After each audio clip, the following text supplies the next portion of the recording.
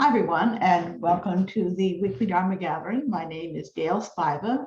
Tonight's session will be led by Aarti Tejua and is entitled Working with Western Wounds. Aarti will lead us through a guided meditation, Dharma talk, and we'll close with a Q&A discussion. Tonight's session will be recorded, so if you prefer not to be seen, please turn off your camera feature. Please note that you will be recorded when asking a question. If you have a question during the guided instruction or the talk, please feel free to enter it into the chat box at any time, and we will be able to address it during the discussion period. The recording of tonight's gathering can be accessed within 48 hours via your purchased products on your Vimeo weekly Dharma gathering account. You'll receive an email notification once it's posted. And now a little bit about Aarti. Aarti Tejua is a sacred space holder, facilitator, Buddhist practitioner, and transformative justice educator.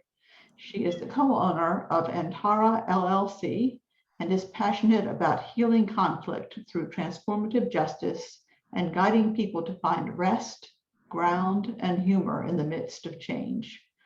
Aarti has practiced Buddhism, meditation, and other deep healing tools for over 15 years and holds ancestral wisdom in many of these tools. She now uses a lot of these tools inside of her work. She lives with her partner, Matt, and two very cute cats, Fiona and Buttercup, in Merrillville, Indiana. So Aarti, please teach us. Thank you so much. And thank you all for being here. I know a lot of folks are out there listening to the recorded session that will come on when you get it.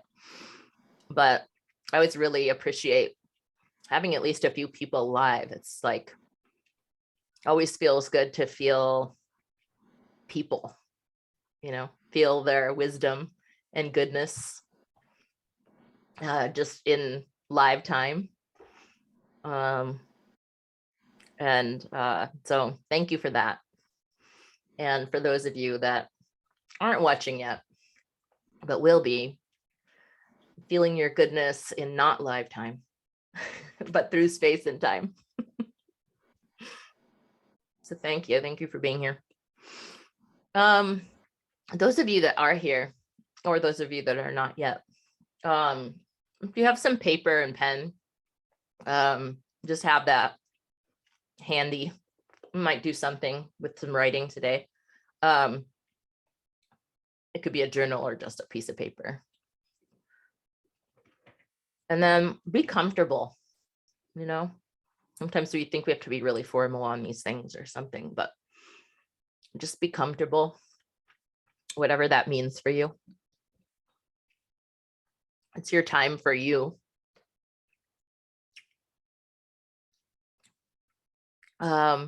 So I just want to start off with this. We're going to do a little bit of practice to kind of intermixed with this, but it's a funny topic for me. This topic of, not funny as in haha, but ironic that I'm speaking about this because I don't really feel qualified totally to speak on this.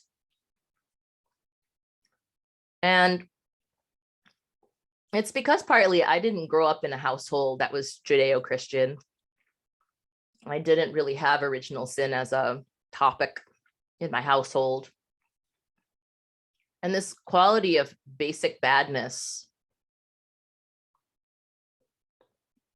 it just wasn't in my household. And so I wondered, why do I get to speak on this then? And then on the other hand, I feel really qualified because I can speak from this place. I grew up Hindu. And I grew up with two parents who really love me. And I'm very fortunate. I'm very fortunate. My dad, I've got a cough drop in my mouth in case you're seeing me swish around. But my dad, whose birthday it was yesterday, he used to, before I tuck me into bed and say to me, we're going to repeat the mantra, I am the best. Every single night. He would take my hand and he would say, I am the best. I am the best. And he would make me repeat it. And I don't think I really realized how much that impacted me. And my mom, when I asked her one day what God was, she pointed straight at my chest and said, God is right here. God is right here.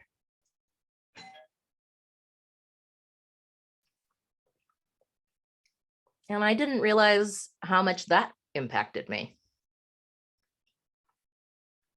But it's funny, I'm here in Maryville, Indiana. This is the place I grew up in. And I'm back here temporarily.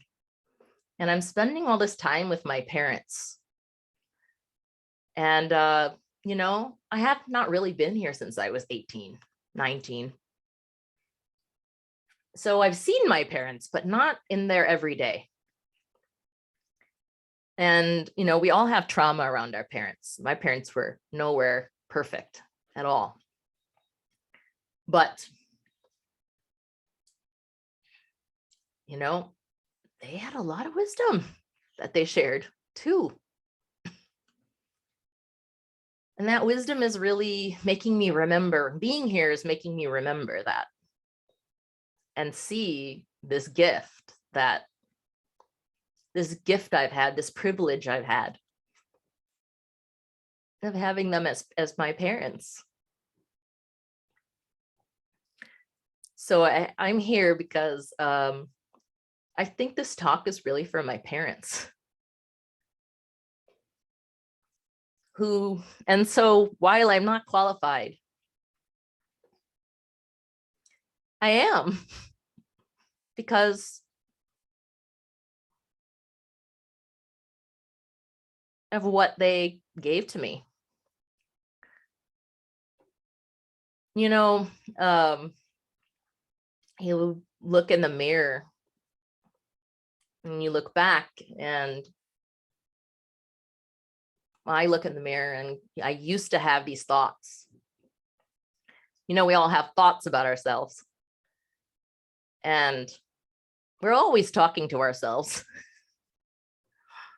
I'm chattering about myself all the time. All going on in my head all the time. And my thoughts used to be not so nice.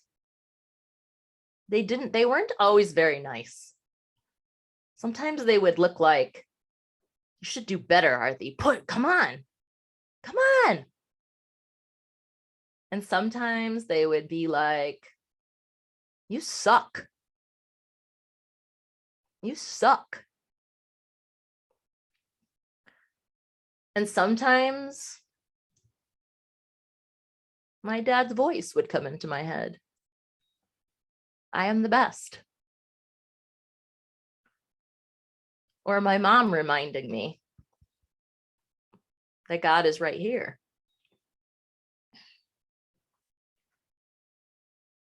And because of that, somehow those voices have shifted for me. Maybe it will leave in the last year, if I'm being totally honest. But those voices, they're different now. When I look in the mirror now, and when I talk to myself, those voices are like, you're powerful. You're beautiful. You're amazing. And not so much in an egotistical way. Not so much like, oh, but more in like, you're so beautiful.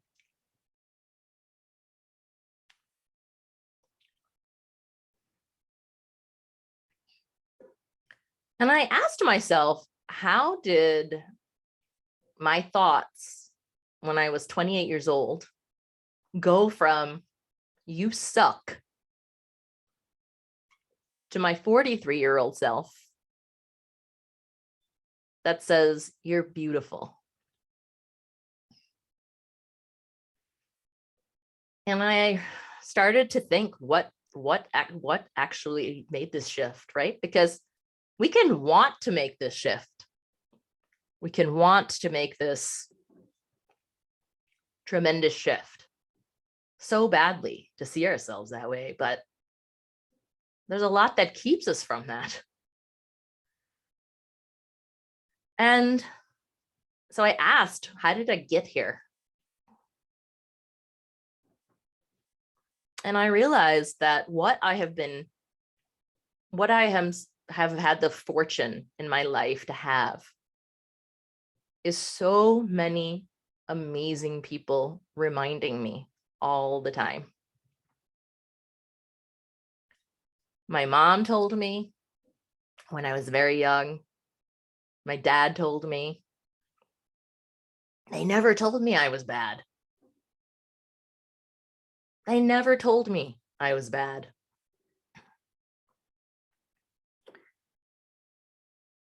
And that somehow planted seeds for me to remember my own goodness.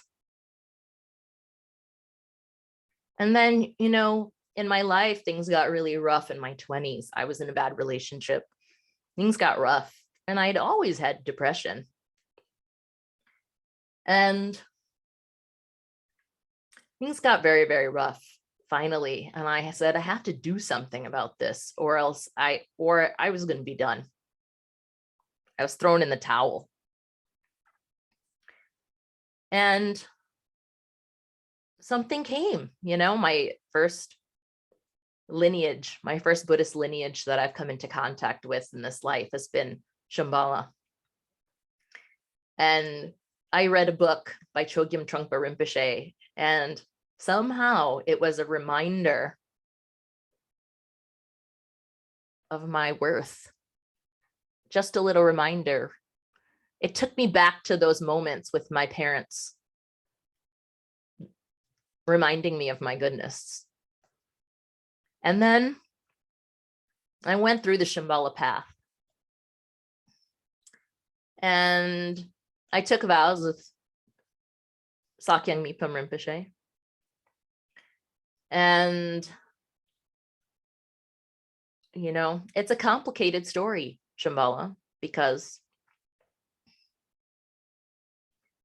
none of these people, by the way, that I'm talking about, whether my parents or my teachers, didn't come without trauma. And I don't have lots of problems with too. I didn't have perfect parents at all. They passed along their traumas to me too. And I don't think I had perfect teachers either. But that doesn't mean what they passed along to me wasn't wisdom too. So Sakyong Mipam Rinpoche woke something up in me. And he said in a talk,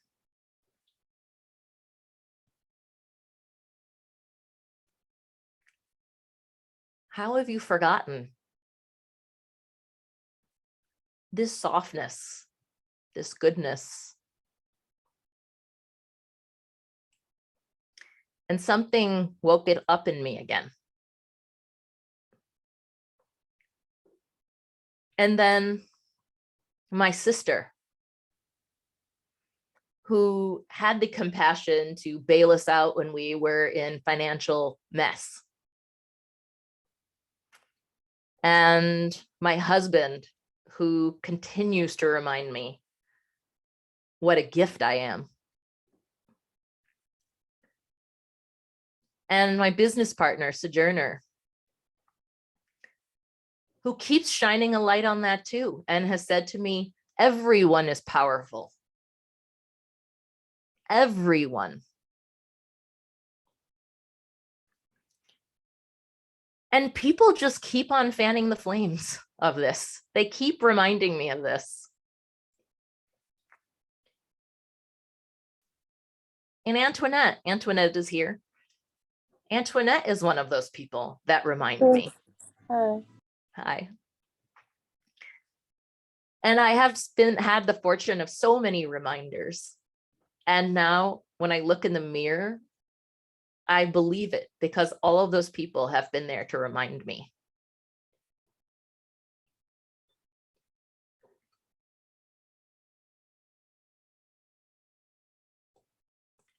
I want you to, if you will, put your hand on your heart. And if you don't want to, that's okay too. It's not a requirement at all. Nothing I ever say is a requirement. And I want you to close your eyes if you feel safe to do that.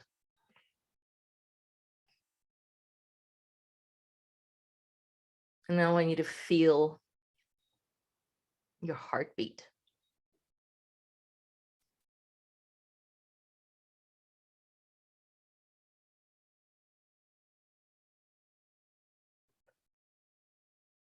And I want you to feel your warmth.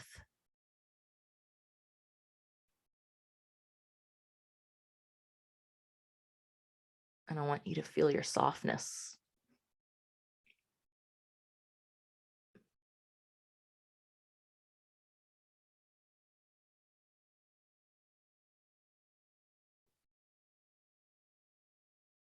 And I want you to say, you're so beautiful.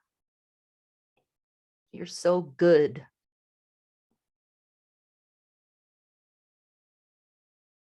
And even if the voice in your head tells you you're not,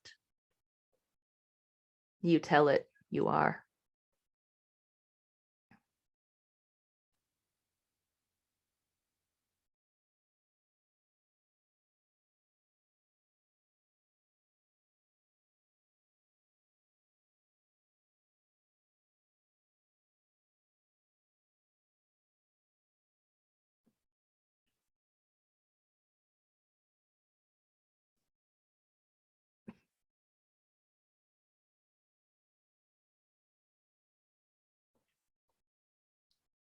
Feel your breath. And feel your body.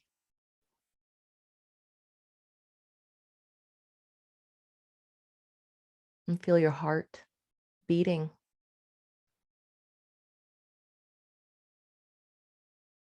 And feel your stomach.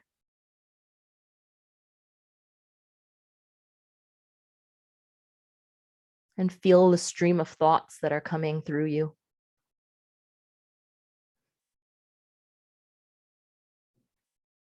And feel your seat, your ground that you're on.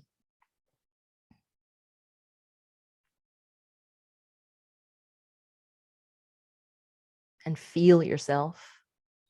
Feel the power of yourself.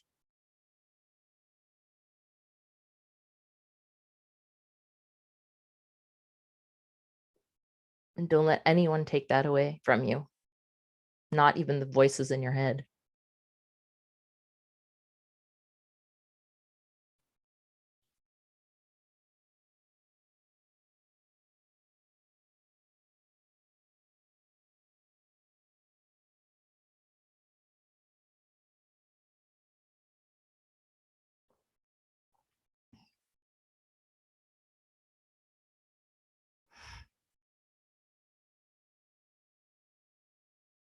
And then you can come back.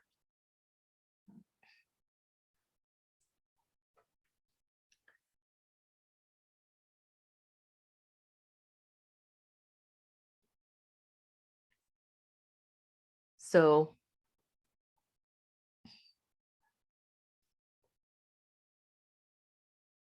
how are you feeling?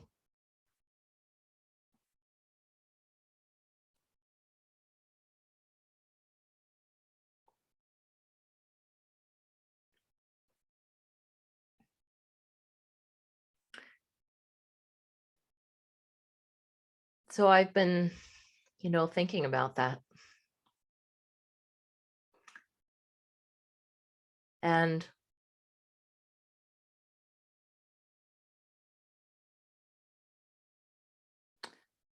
trying to understand this anger towards ourselves, this hatred part of ourselves. That's what comes to me when I think about this topic. This fundamental level of you're bad. You're bad. Where does that voice come from?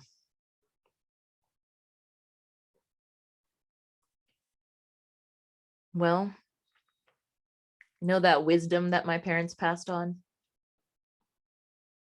They passed along some trauma too.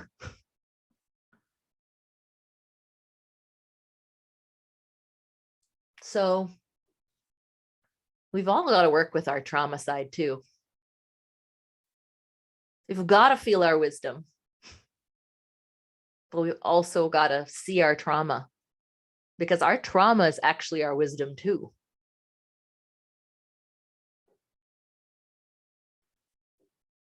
And our wounds, when we have trauma, when we have this self-hatred,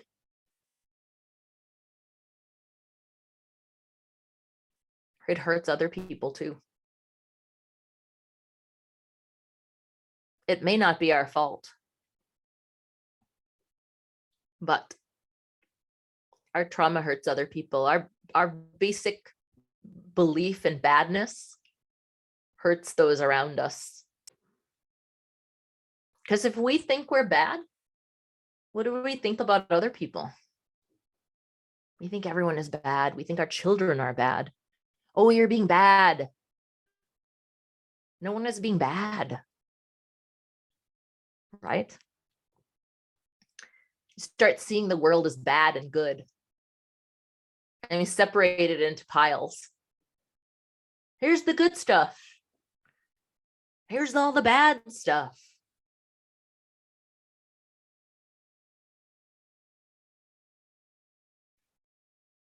And we live in this world where everything is good or bad.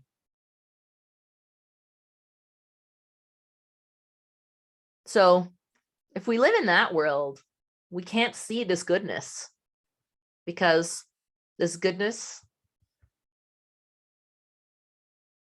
we can't see it, because if we live in the bad and good world where we separate everything in categories, then you have two choices. You're saying everything is bad or everything is good. That means you have two choices about yourself too. You're either bad or you're good.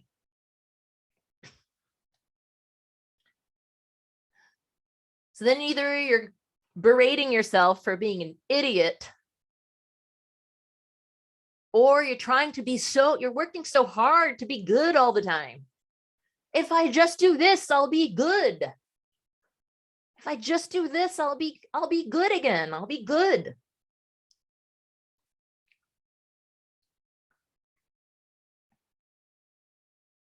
We're never going to get there. That's not the kind of good we're talking about.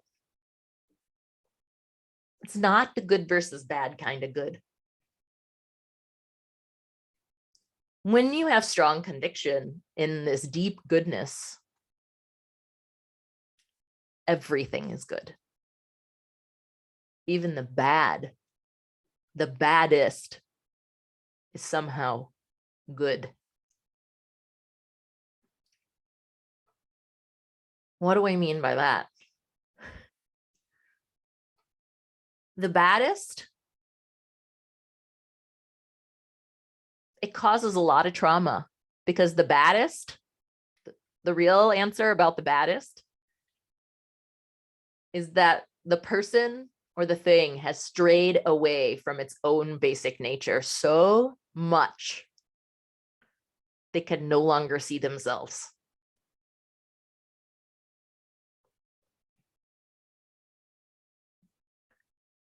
That doesn't mean they're not good. It just doesn't mean they don't see it. They don't see their goodness.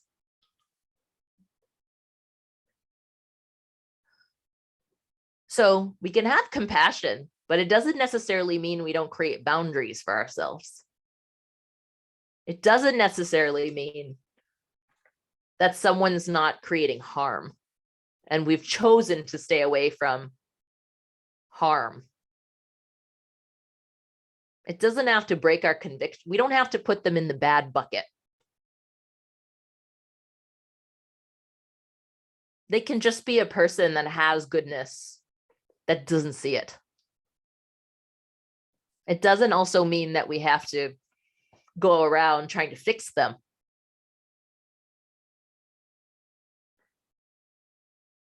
I used to be somebody who was always trying to fix everything. And now I feel like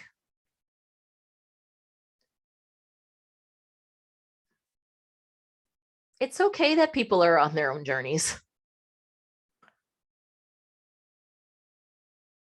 It's okay that they can't see it yet. Doesn't mean I'm not going to create boundaries for myself if I'm getting hurt. But it's okay. It's okay if they're on their path and I'm on mine. I don't always have to save everybody.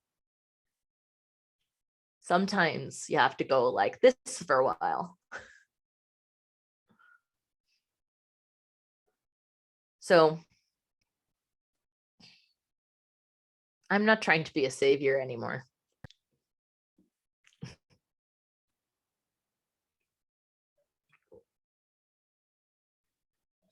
But I do good when I can do good because I see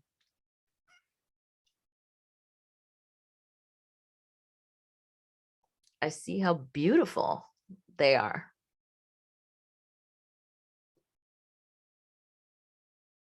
Thinking about somebody, I'm thinking about somebody who I have created a boundary around. Realize that they're kind of toxic to me. And so I'm not going to bring their energy in. But it's more like I see them. I see their beauty. And they don't see it. So I need to shield myself from the harm that's coming my way. But I see them. I will never not see them as that. So it can create boundaries.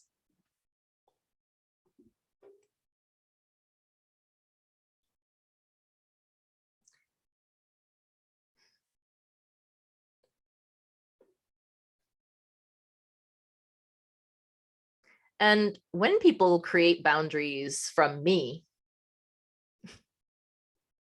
that also happens. You could be the one putting out some toxicity, and people may have to create a boundary from you.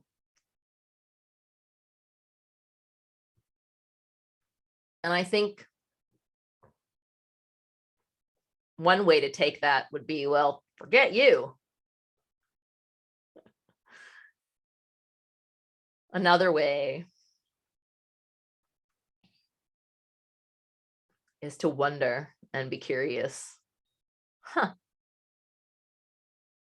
what I'm putting out there.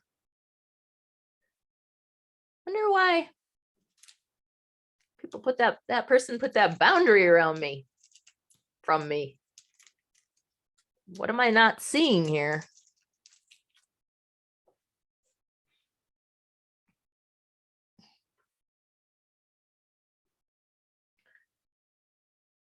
So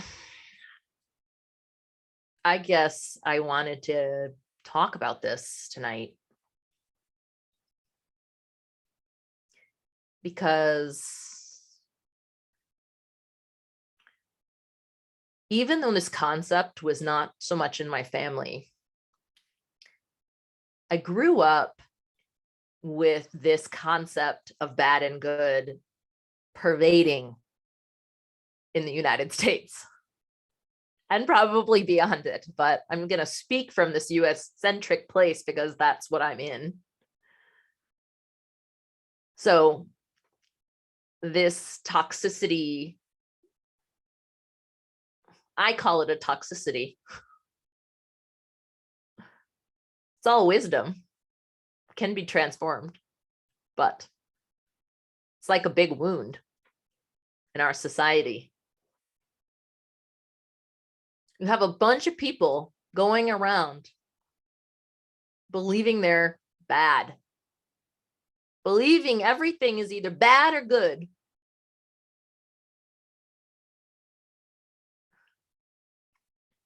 So what kind of society are we going to create when all of us believe that?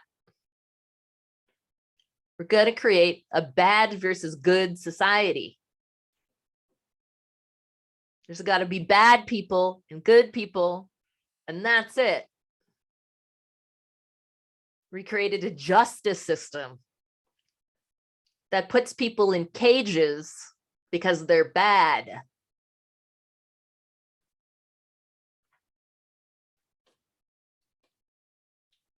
Because why? Because that's what we believe as a collective.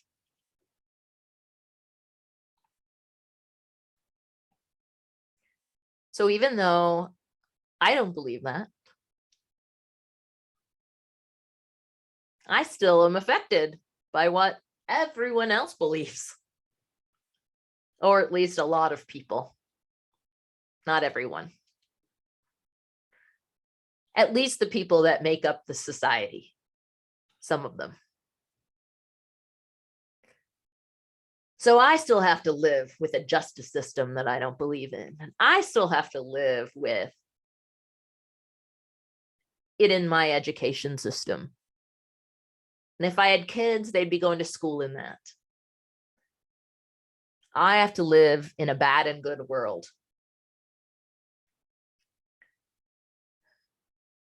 So I wanted to give this talk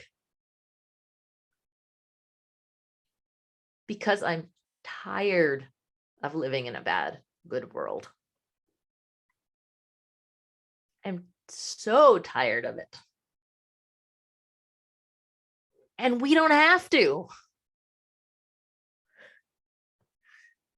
All we have to do is believe in this.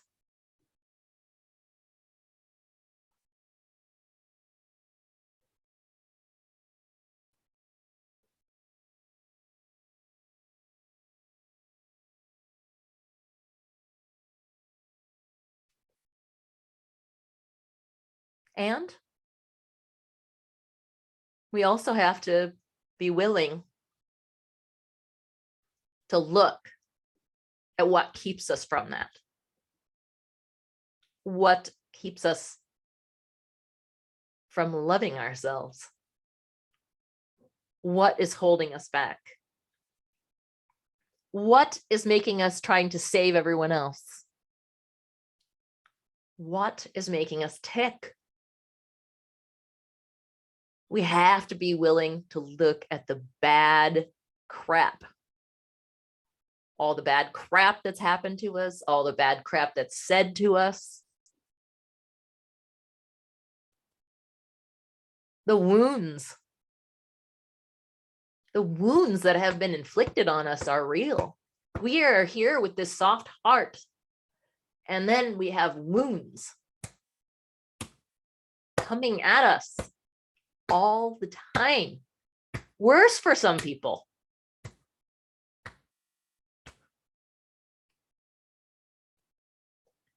If we don't look at them though, what happens?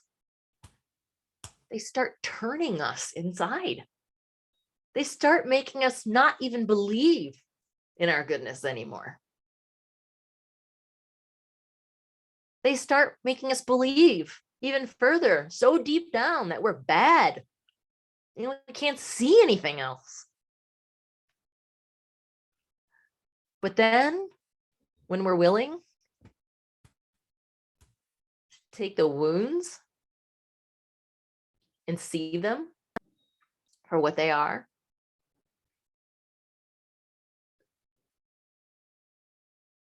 then everything shifts.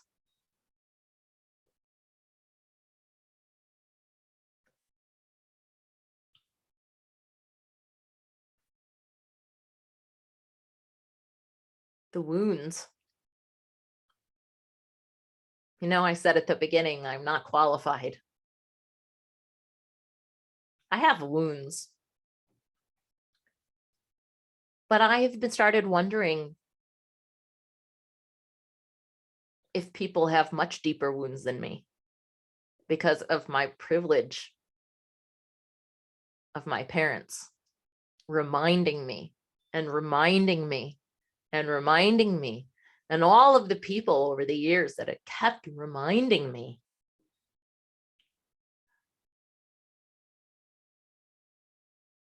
So when you have deep wounds and you transform them, because then you can see other people, you can see their wounds. And when someone comes to you with this horrible story, you can understand them. And then you can share your path of how you transformed yourself.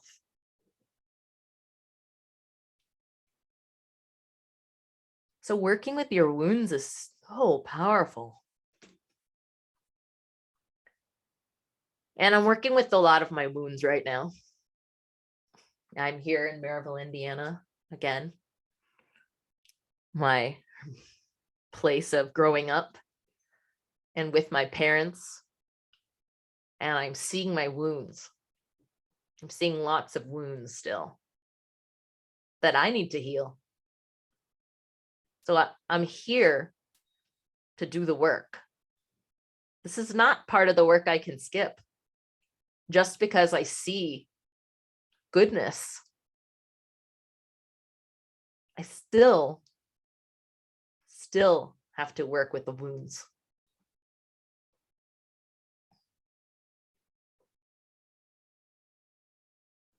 The only way out is through.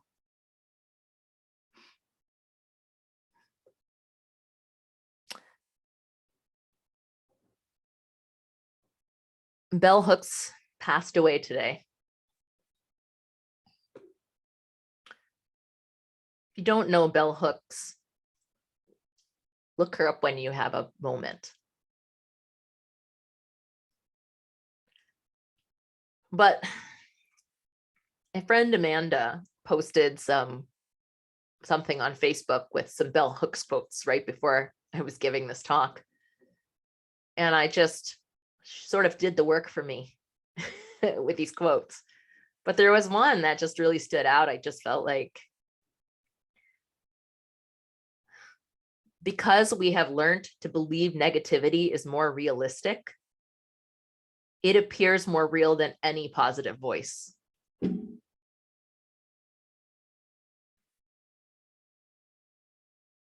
And I thought, yeah.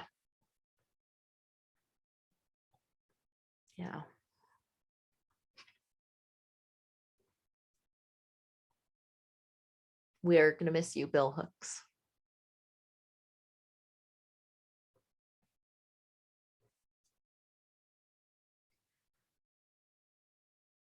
Let's just take a moment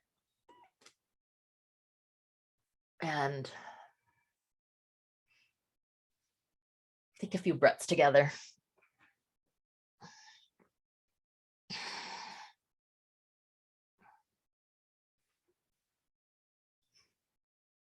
Just allow yourself to be comfortable. Close your eyes if that feels good for you. If it doesn't, you can leave them open too. You get to decide what is good for you.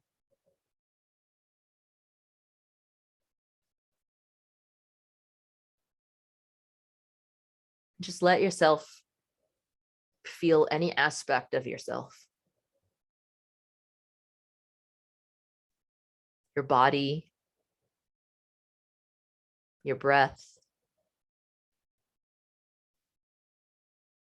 your heart, your spine,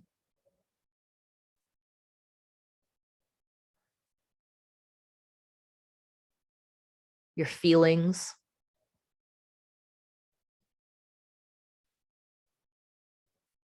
your thoughts. All of it's included. Everything is included. Everything. Everything that makes you up. Your trauma, your love, your sensitivity,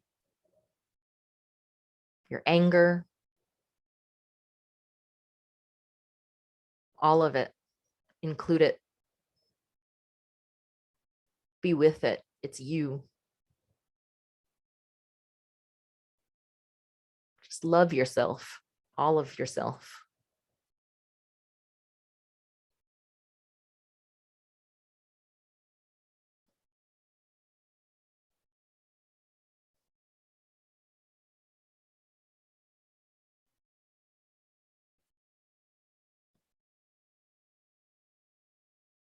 And then imagine someone in your life.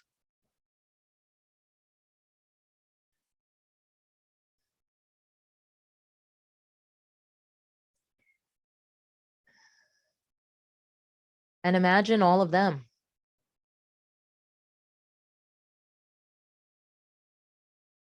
All of their trauma, all of their wisdom, their breath, their heart.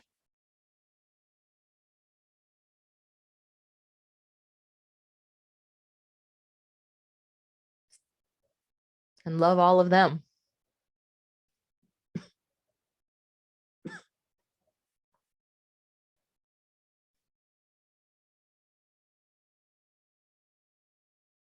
And if you need a boundary with them, have a boundary.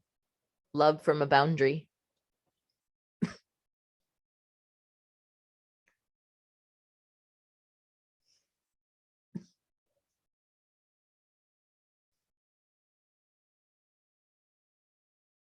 Then imagine the world. All the humans in the world. Each one of them breathing.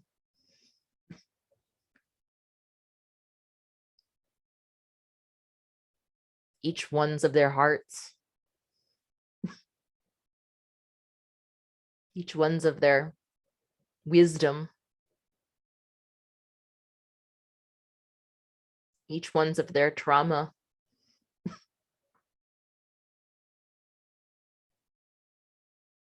Each one's of their heartbeat.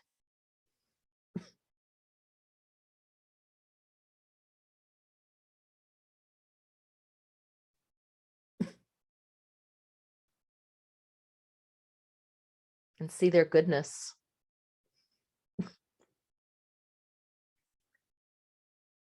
And definitely bring up a boundary too. Bring up a boundary from all of the harm that is coming towards you.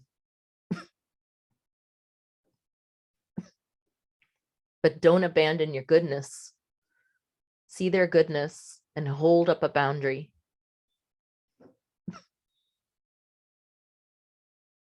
Don't have to let the energy through.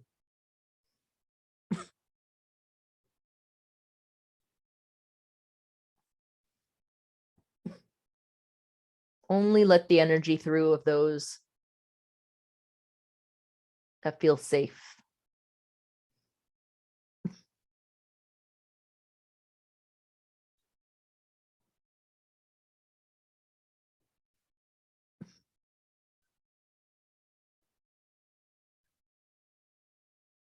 Now come back to yourself.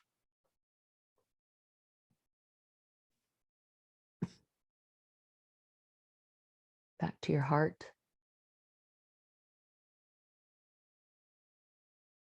And your softness.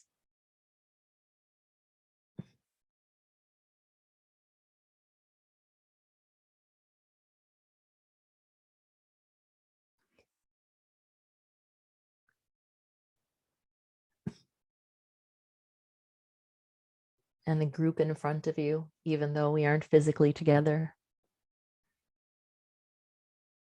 And those that will be listening beyond this moment. And feel the interconnectedness of our goodness, our shared goodness.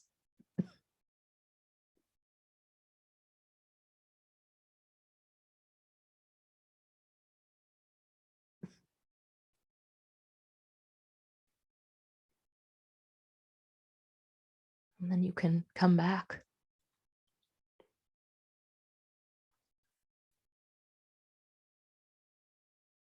Come back when you're ready.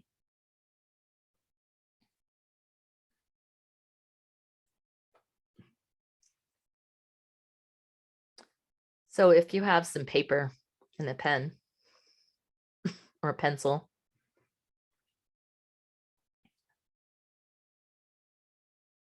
if not, you can also just think about it.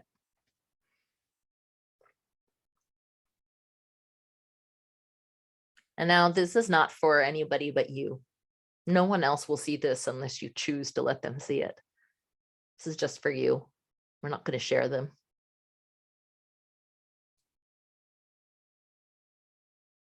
Just write down. In all honesty, how do you feel about yourself?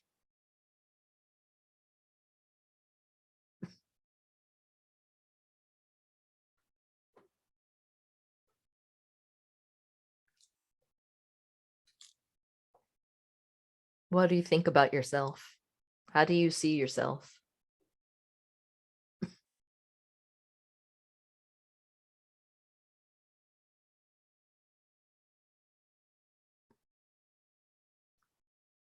What traumas do we want to let go of?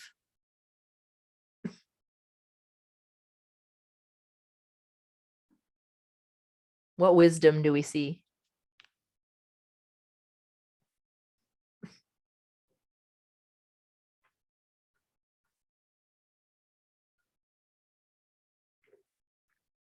Consider it a gift to yourself.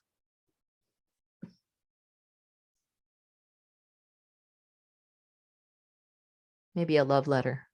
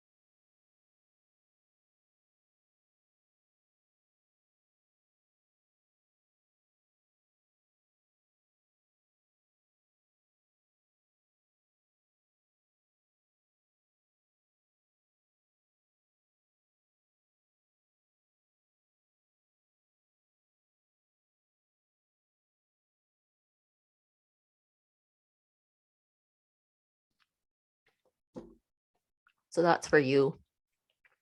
You can keep writing it after this talk if you want to. And you can write it every day if you want to, or whenever you feel like it, or not.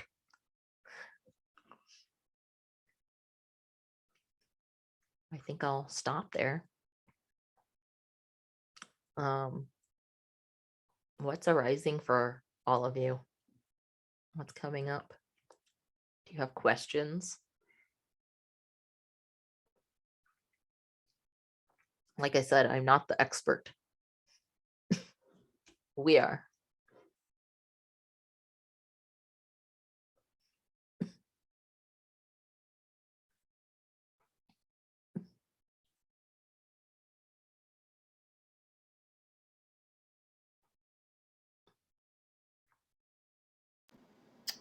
Hey Aarti, hi everybody. Just so grateful to be reminded of all this, and your genuinity and really strong vulnerability is just really helpful to me, and I really appreciate it, and you, and everybody in this room and in general. So thank you again. I appreciate it. Thank you, Laura. It's really good to connect with you again and Yeah, same. get to feel your heart in the space. Thanks.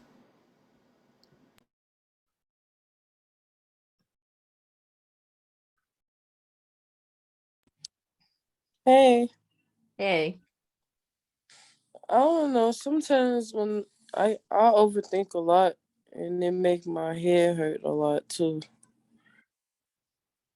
And sometimes I think about bad things more than good, and it kind of like it drains me a lot.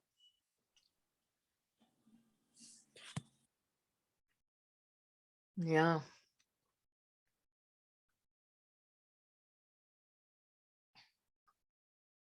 Do you want to shift that? Yes. Sometimes I play meditation music, like majority, like when it's time for me to sleep, because sometimes I don't get much rest when I overthink too. Yeah. I feel you. I I don't know that we can do it ourselves.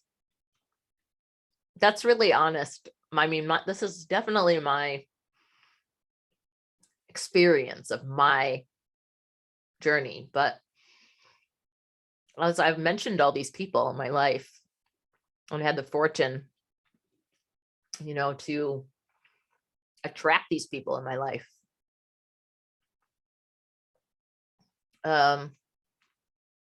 They're just constant reminders. And I feel like what's been most helpful is having them constantly remind me. Never Yeah. letting me forget it. Do you have that in your life? Do you have people like that? Yes. This And is, yeah. people that's gone too, like people that I lost too, like with traumas and stuff too. But the traumas made me better today though. Like what I experienced with family and like friends too. But I don't look at it as bad. I just look at it as a learning experience, like something I'm supposed to go through to make me better And and to teach. Antoinette, Hmm. mhm. Antoinette, what I've learned from you, and those of you that don't know, Antoinette has been in my life for 5 years. It's been that long, 5, 6 years. Yes, it's almost. And we've gone through a lot together in this journey I think we're both on. And maybe I came around as a mentor figure, but as when I think about mentoring, I think of how much I've actually learned from the people that are my mentees. And one of the things you have really taught me is that no matter how horrible people have been to you, and I know there's been some real horrors, you just keep seeing them as beautiful. You just never give up on them. And now I think you're starting to learn about boundaries, that you do have to have some of those. But what I really think is beautiful about you is your ability to just see the beauty everywhere and in everyone. Thank you. And despite what you've been through. And that's been a real teaching and a gift to me. That's how you've taught me about goodness. It's almost the same. That's what I feel like I learned from you too. But I learned that you kept me out of a lot of trouble too, though. Maybe we kept each other out of a lot of trouble. Yeah.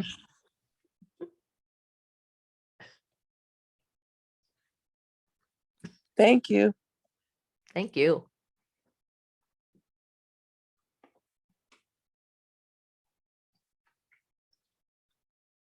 That's what I mean. I even attracted Antoinette to me, who offered me this profound reminder.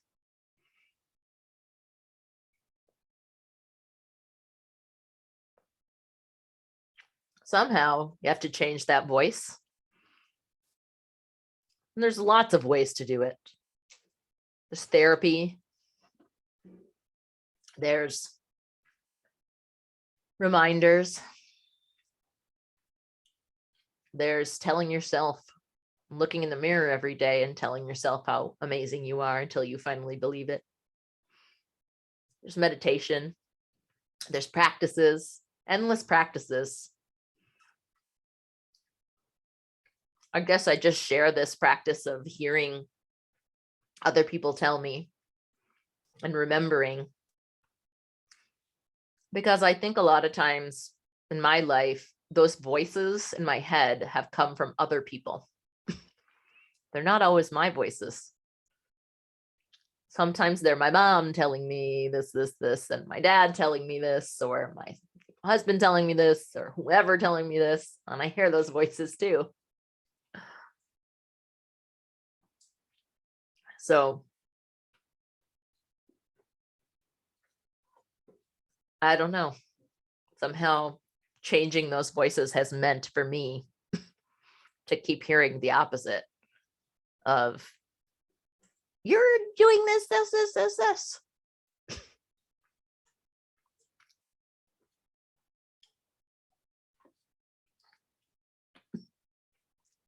You tell me if some of you have things that have worked for you.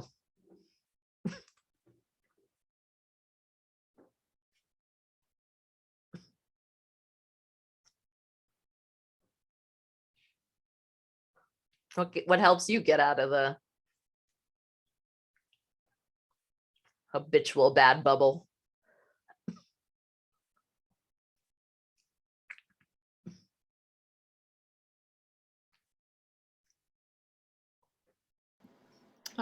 Writing has always helped me, just to put it down on paper, see it with my own eyes. I've realized the truth of it or the not truth of it. So I'm getting it, putting a distance between me and those thoughts can be really useful. Thank you. That's very helpful. Yeah. Just seeing him so clearly. I once heard the exercise to discover the relationship that you have with money.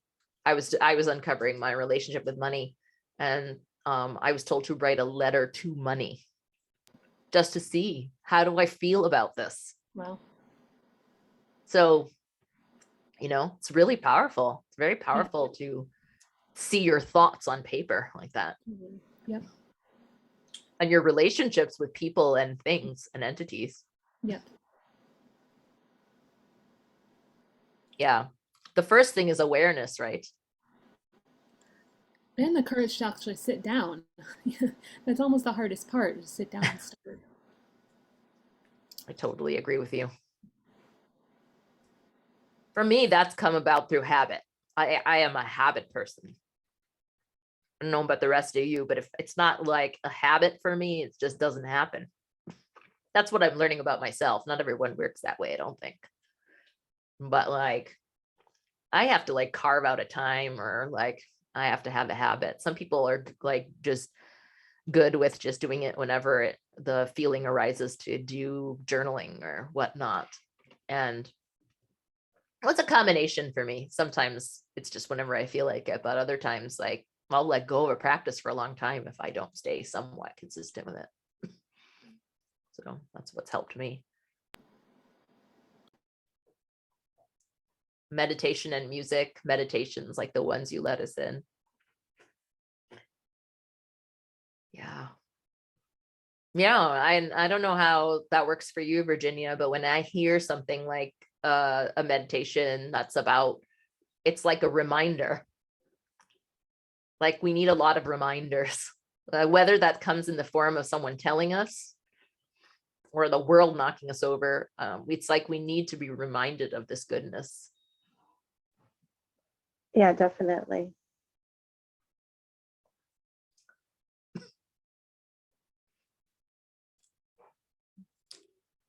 I have a question, I guess.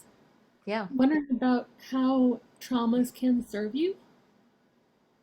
Did you say something about traumas being valuable and ways they can help? I don't know. Well, I mean, the way I see trauma is everyone has them and they're different.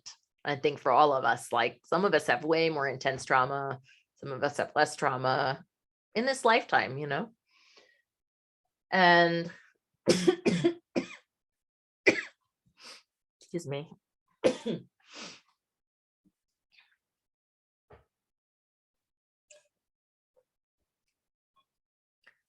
I don't mean to say that, oh, all trauma is great. I wouldn't wish trauma intentionally on anyone, but it's there. It's in our lineages. It's passed down through who we've been raised by, right? And through blood, who knows how it all works, but it's been passed along to us and our environment and the wider world. So it's there. So I guess what I mean by it being wisdom is that it offers an opportunity to see, where is that coming from? How did this get here? And kind of unwind. And you've heard of the terminology breaking the cycle, probably. And I think that's when somebody finally overturns a trauma that's been passed along generation to generation. Okay. And then all of a sudden we see it, right? Because a lot of times we're not aware of our trauma. That's what I'm really learning a lot about right now, being with my family. That there's some traumas that I have not been aware of. Huh. And so now that I'm seeing it, then now I have the opportunity to maybe do something about it or shift it if I choose to. Okay. You know, so then Yeah, that's what offers me the wisdom. Cool. Thank you.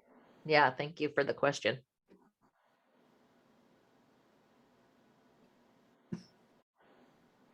And, you know, and then just to go a little bit beyond that, not that, and then I think what it does is if we are able to do that, have this trauma and it's transformed into wisdom or we see it clearly, we have the ability to help others actually help to see if they have the same similar types of trauma. Yep. We offer them our experience basically of transformation. And that's very powerful when it comes from here, right? Yep. Yeah. Yeah, it's like if it comes out of a book, it's one thing, but when it comes from like, oh, I went through this, right, and I've come out the other side and lived to tell the tale. Yeah, for sure. Yeah, yeah.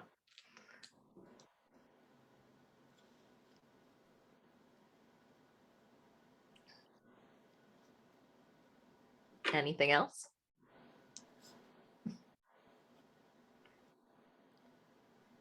You know, I realized that some of the description of the talk also talked about Western Buddhist Sanghas. And just briefly, I'll just say that I just think that that's no different, right? Being inside of a Sangha for many, many years.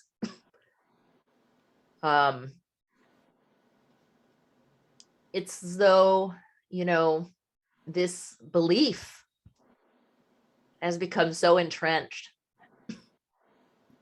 that it's become difficult to sort of like see out of. This world of bad and good is everywhere, including inside of our Western Buddhist Sanghas. So they don't escape that pattern.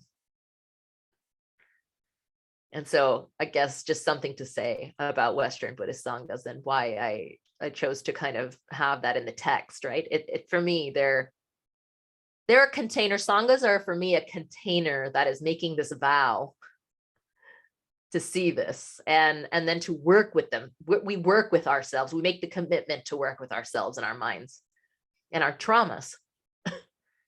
And so, so to me, that's the only real difference between the outer world. Doesn't necessarily, not everyone makes that commitment. So when you're in a real Sangha, you get to make the commitment together, and then you go, you're not together, but you're doing it together. You're willing to look at it. But people are people and they get stuck everywhere. And original sin has not left our Sanghas. Even we don't talk about our upbringings very much in the Sangha is what I found really fascinating. And me, I've grown up in Hindu culture. It's a very different experience than what a lot of my white Western Buddhist counterparts or even my Black Western Buddhist counterparts were necessarily experiencing. I have just a different upbringing. And a lot of people, we all have different upbringings. I don't know how we were all raised. We, all have different parents and different traumas and all sorts of things, but we don't tend to talk about that much in the Western Buddhist Sangha. It seems like there's an emphasis on like goodness and getting to it and, let me strive for enlightenment or, and it's sort of a funny kind of concept of like, we're going to strive for enlightenment, like get to the good place. It's the same idea. Like if your idea of enlightenment is to get to the good place, that's really no different than like getting to the heaven place or getting to some sort of good versus bad where you are now place. So that still is pervading for me in Sanghas in Western society. And for me, the only way they're going to shift is if we start talking about this stuff in this way. And we just get honest. And it's okay that we have trauma. And it's okay that we're talking about it. And it's okay that that it goes all the way back through our ancestral lineage.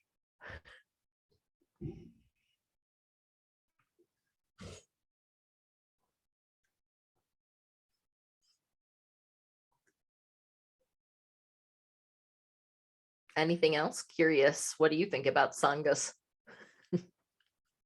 For those of you that have been in one or.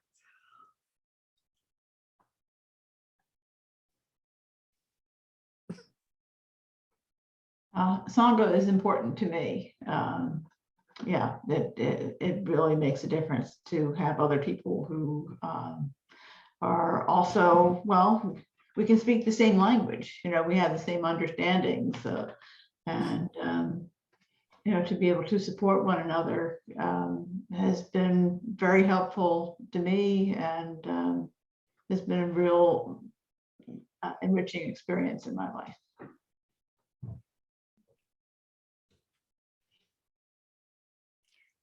I have been both enriched and traumatized by Sangha. I have been severely traumatized by Sangha as well. Yeah, I have had both experiences and just will say that not every Sangha really wants to look at its trauma.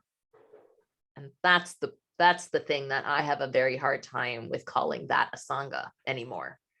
Because for me, Sangha means you're going to look at the good stuff, but you're going to look at the details of things that you don't want to see and be willing to like be in that together. that can be a challenge in sanghas. Yeah, especially when, as is true for most sanghas, it's a bunch of white people, who don't want to see. Yeah, and for me, that's not a sangha anymore. It's not the definition of a sangha anymore. Yeah. That's the problem. So it's not a problem. It's just, for me, there's no difference now between what I was in the sangha and the outer world. There's not much of there's no commitment. If there's no commitment to the trauma, then it just sort of feels like not really a sangha. It feels like a bunch of, what are people committing to? Are they committing to a project, a good versus bad project? What is the commitment? And so for me, the commitment has always been this, seeing this, but always wanting to look at the ick, and wanting to look at that and get into that, and wanting to understand other people's icks, and like being okay in that, and that's what I am needing now, and I don't know where that is.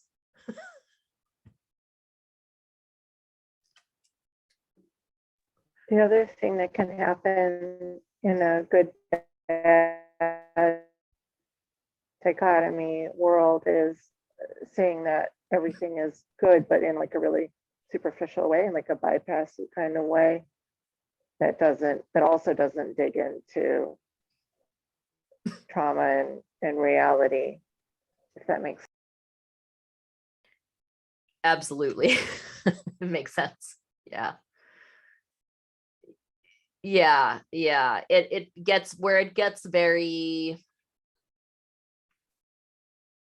I think it requires really talking about what the heck we're talking about when we say goodness. Because again, this is like getting into the, like, I believe everybody gets into the saviorism, right? I believe everybody is good. And so we don't have to look at the trauma. We could just look at the goodness. Let me see all its goodness. There's a confusion between everybody is good and everything is okay. Yes. I mean, everything is okay in a way, but like there's a lot of things that need to shift or need to change. Yes. So like in society, I mean, and so sort of saying that everything's okay in a kind of like, yeah, I don't know, I'm not expressing it well. No, it's just what I was saying earlier about the boundaries, right? Like, it's like you have this person in front of you and you can really see their goodness, but you can really see that they're doing a lot of harm. They're like inflicting harm at you. They're inflicting harm at others. They're like polluting the environment with their trauma, even though it's all coming from trauma. So we can have compassion for their trauma, but when they're doing all the stuff and then creating a world out of that same view, that doesn't mean we don't have to get involved. Yeah, exactly. Yeah, you got to get involved because it's dangerous, right? When you have one person that's got so much trauma and they don't see themselves and they're spewing out hatred everywhere. And then you give them power, you give them a seat of power, and it becomes even more dangerous. And we can't just all be sitting around going like, I see their goodness and I'm putting up a shield so they're not in my view. Right? That's not going to be enough necessarily all the time. Yeah. Yeah. Someone's out there hurting everybody, hurting the whole world. You're going to sit around and do nothing?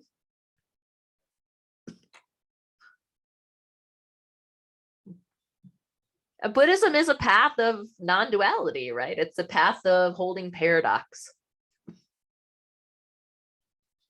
And trauma and wisdom, they're paradoxes. The absolute and the relative, they're paradoxes. They exist on the same two sides of a coin. Just like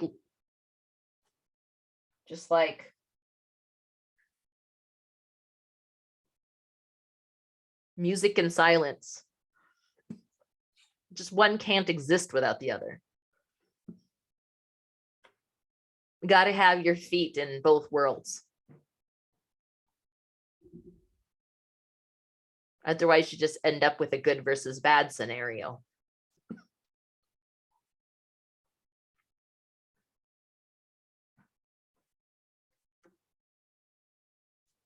Thank you. Anything else you wanted to say about that?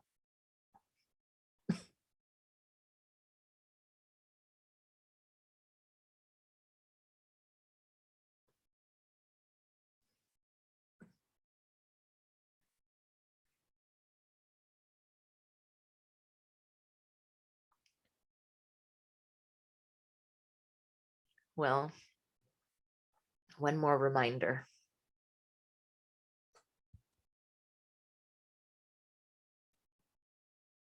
You are beautiful.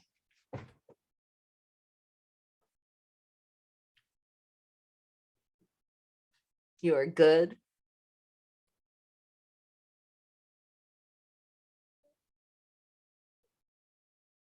Laughter is good.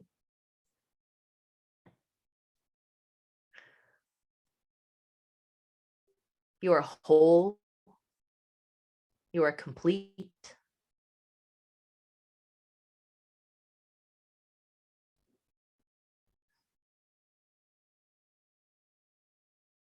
And you have work to do.